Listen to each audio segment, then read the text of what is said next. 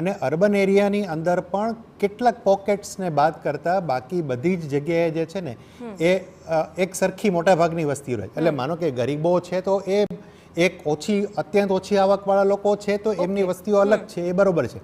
પણ બાકી તમે જેમ અગાઉ કીધું ને એમ આ અર્બન ક્લાસની ચૂંટણી છે તો એમાં ભણેલા ગણેલા બધા જ છે, દલિતો પણ છે, મુસ્લિમો પણ છે, બધા જ લોકો છે અને બધા એક સાથે રહે છે. શકુર બસ્તી અને એવા એરિયા છે જે પોકેટ્સ જ્યાં મુસ્લિમ એરિયા થોડો વધારે ડોમિનન્ટ છે એ જુદી વસ્તુ છે.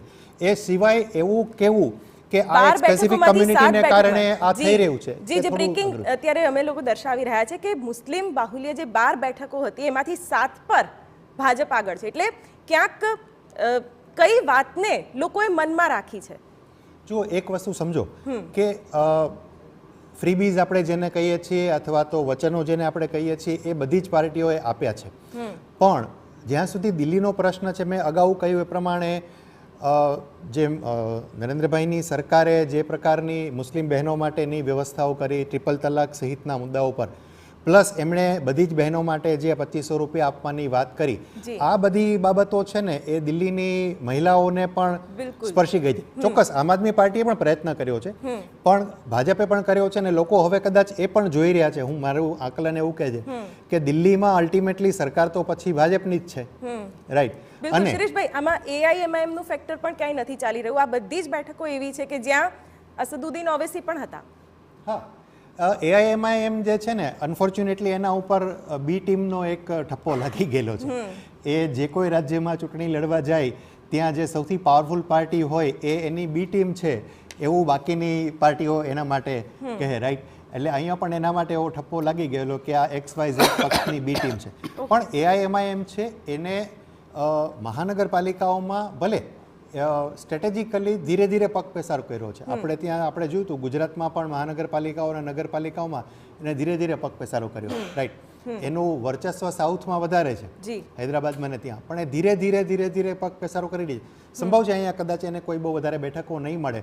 સંભવ છે કે એના કારણે કોંગ્રેસના અને આમ આદમી પાર્ટીના કદાચ મતો પણ ડિવાઈડ થયા. જી જી જી એટલે હેમાંગભાઈ, આમાં એ જ વસ્તુ છે કે જ્યારે કોઈ ત્રીજો મોરચો જેની વાત થતી હોય છે દર વખતે, એમાં ફટકો ક્યાંક કોંગ્રેસને જ પડી રહ્યો છે, કોઈ પણ રાજ્યની ચૂંટણીઓ હોય. જો આમાં શિરીષભાઈએ બહુ સાચી વાત કરી કે જ્યારે સ્વાભાવિક છે કે સમાન વિચારધારા ધરાવતા મતો હોય અને મતોનું જ્યારે વહેંચણી થાય ત્યારે સ્વાભાવિક છે કે એ સામેવાળી પાર્ટીને ફાયદો થવાનો છે. હવે આ વિચારધારાની વાત કરીએ તો સામાજિક ન્યાયની વાત કરતા હોઈએ અમે પણ, ઓબીસી, SC ST, દલિત, મુસ્લિમ અને સમાજના છેવાડાના માનવીની વાત કરતા હોય, બીજી પાર્ટી પણ એ વાત કરતી હોય તો સ્વાભાવિક છે. અને બીજી વાત એમણે બહુ નિખાલસતાથી સ્વીકારી, એ પણ બહુ સાચી વાત છે કે જ્યારે તમે વાત કરો છો એઆઈએમઆઈએમની તો ઓવેસીની પાર્ટી જે છે એ સ્વાભાવિક છે કે જે મત લઈ જવાની છે એ મત જે છે એક વિચારધારાની વિરુદ્ધના મત જે છે એ મત જ તોડવાની છે. એટલે જો કે રાજકારણની અંદર પ્રેમમાં અને યુદ્ધમાં બધું જાય જ છે.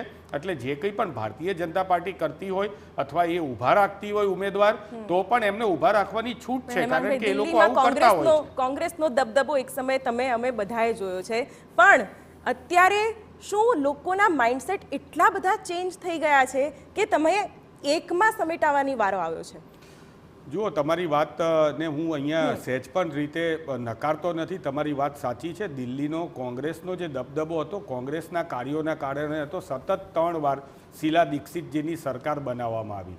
નાના નાના મુદ્દે તમે જોયું કે નિર્ભયાના મુદ્દે જે પ્રમાણે શીલા દીક્ષિતને ઘેરવામાં આવ્યા, ભ્રષ્ટાચારના મુદ્દે જે એમણે કર્યો નહોતો આજ સુધી સાબિત નથી થયું એના મુદ્દે એમને ઘેરવામાં આવ્યા. નિર્ભયાના મુદ્દે તો જાણે શીલા દીક્ષિતજી પોતે દુષ્કર્મ કર્યું હોય એવા પ્રકારની પરિસ્થિતિનું નિર્માણ કરવામાં આવ્યું. આ જ દિલ્હીની અંદર તમે જુઓ કે બાબા રામદેવથી લઈને અન્ના હજારેથી લઈને